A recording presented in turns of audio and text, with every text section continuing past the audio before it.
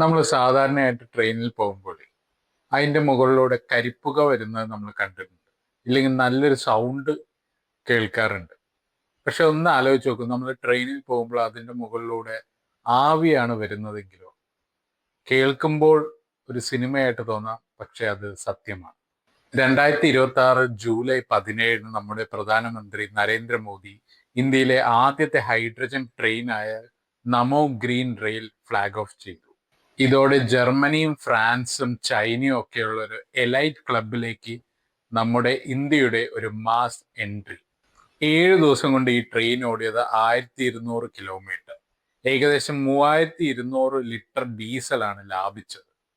എന്താണ് hydrogen train technology? അത് നമ്മുടെ ഇന്ത്യയുടെ റെയിൽവേയിലെ തന്നെ എങ്ങനെ മാറ്റം വരുത്താൻ പോകുന്നു? അതാണ് ഈ വീഡിയോയിലൂടെ നമ്മൾ നോക്കാൻ പോകുന്നത്. സാധാരണ ട്രെയിനുകൾ ഓടുന്നത് ഒന്നില്ലെങ്കിൽ ഡീസലിലായിരിക്കും, ഇല്ലെങ്കിൽ ഓവർഹെഡ് ഇലക്ട്രിക്കൽ ലൈൻസിലൂടെ ആയിരിക്കും.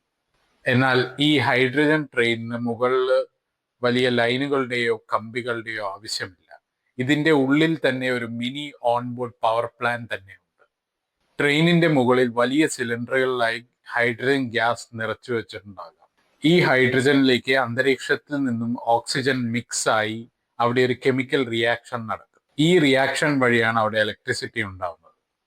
ആ കറണ്ട് ഉപയോഗിച്ചാണ് ഈ ട്രെയിൻ മുന്നോട്ട് കുതിക്കുന്നത്.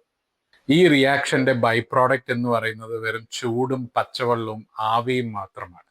അതുകൊണ്ട് no pollution and 100% green energy. ഇനി ഈ ട്രെയിനിന്റെ പ്രത്യേകതകൾ നോക്കാം. ഇത് ചെന്നൈയിലെ ICF, അതായത് ഇന്റഗ്രൽ കോച്ച് ഫാക്ടറിയിലാണ് പൂർണ്ണമായും തദ്ദേശീയമായി നിർമ്മിച്ചിരിക്കുന്നത്. ആകെ 10 കോച്ചുകളുള്ള ഈ ട്രെയിനിൽ 2600 യാത്രക്കാർക്കാണ് സഞ്ചരിക്കാൻ പറ്റുന്നത്.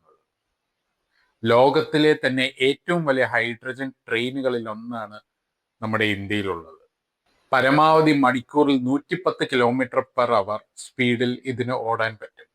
ഇപ്പോൾ ഇത് ഹരിയാനയിലെ ജിന്ദ് മുതൽ സോനിപത്ത് വരെയുള്ള ലൈനിലാണ് ഓടുന്നത്.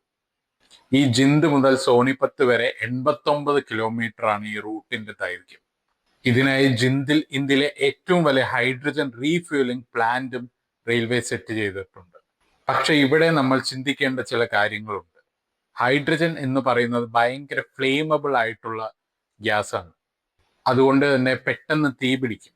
അപ്പോൾ ഇത് സേഫ് ആണോ എന്ന് ചോദിച്ചാൽ റെയിൽവേ മിനിസ്റ്റർ അശ്വിനി വൈഷ്ണവ് പറഞ്ഞിട്ടുള്ളത് ഇതിൽ അതീവ സുരക്ഷാ സംവിധാനങ്ങൾ ഒരുക്കിയിട്ടുണ്ട് എന്നാണ്. ഹൈഡ്രജൻ ലീക്ക് ഡിറ്റക്ടർ, സ്മോക്ക് സെൻസറുകൾ, ഓട്ടോമാറ്റിക് ഷട്ട് ഡൗൺ സിസ്റ്റംസ് ഒക്കെ ഇതിലുണ്ട്. മറ്റൊരു വെല്ലുവിളി ഇതിന്റെ ചെലവാണ്. ഒരു സാധാരണ ട്രെയിൻ സെറ്റ് ഉണ്ടാക്കുന്നതിനേക്കാൾ 3 ഇരട്ടി ചെലവിലാണ് ഈ ഹൈഡ്രജൻ ട്രെയിൻ തന്നെ നിർമ്മിക്കാൻ വരുന്നത്. ഒരു ട്രെയിനിന് ഏകദേശം 150 കോടിയോളം ചെലവ് വരും. അതുകൊണ്ട് തന്നെ ഗവൺമെന്റ് ഇതിനെ ഒരു പൈലറ്റ് പ്രോജക്റ്റ് ആയിട്ടാണ് ഇപ്പോൾ കാണുന്നത്. ഇന്ത്യൻ റെയിൽവേയുടെ ലക്ഷ്യം 2030 ആവുമ്പോഴേക്കും നെറ്റ് സീറോ കാർബൺ എമിഷൻ കൈവരിക്കുക എന്നതാണ്. അതിന്റെ ഭാഗമായി നമ്മുടെ പൈതൃക റെയിൽവേ ലൈനുകളായ കൽക്ക, ഷിംല, പിന്നെ ഊട്ടി പോലെയുള്ള മലയോര പ്രദേശങ്ങളിൽ ഹൈഡ്രജൻ ഫോർ ഹെറിറ്റേജ് എന്ന പേരിൽ 35 ഹൈഡ്രജൻ ട്രെയിനുകൾ കൂടി കൊണ്ടുവരാൻ പ്ലാൻ ഉണ്ട്. അങ്ങനെയാണെങ്കിൽ ഭാവിയിലെ നമ്മുടെ സുന്ദരമായ നിലമ്പൂർ ഷൊർണൂർ പാതയിലൂടെയോ അല്ലെങ്കിൽ മൂന്നാർ ഭാഗത്തേക്ക് പുതിയ റെയിൽ വന്നാലോ ഒക്കെ ഈ പുകയില്ലാത്ത ട്രെയിൻ ഓടുന്നത് കാണാൻ പറ്റും. അപ്പോൾ ഈ ഒരു ഗ്രീൻ റെവല്യൂഷനെ കുറിച്ച് നിങ്ങൾക്ക് എന്താണ് അഭിപ്രായം? കേരളത്തിൽ ഏത് റൂട്ടിലാണ് ആദ്യം ഹൈഡ്രജൻ ട്രെയിൻ വരേണ്ടത്? താഴെ കമന്റ് ചെയ്യുക. Please like, share, subscribe and support. അടുത്ത വീഡിയോയുമായി വരാം.